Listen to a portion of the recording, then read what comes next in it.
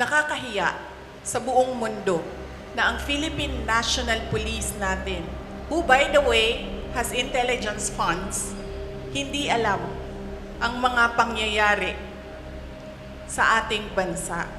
Nakakahiya na meron tayong police na hindi nila alam ang threats sa Vice President. Nakakahiya yan, ma'am. Huwag sila magsasalita ng ganyan kasi nagpapakita yan ng incompetence ng Philippine National Police. Dapat dyan, kung ako po ay Presidente, Secretary ng DILG, Chief ng PNP, ang sagot dyan ay, let us sit down and investigate the alleged threats so that we will know if these are true or not.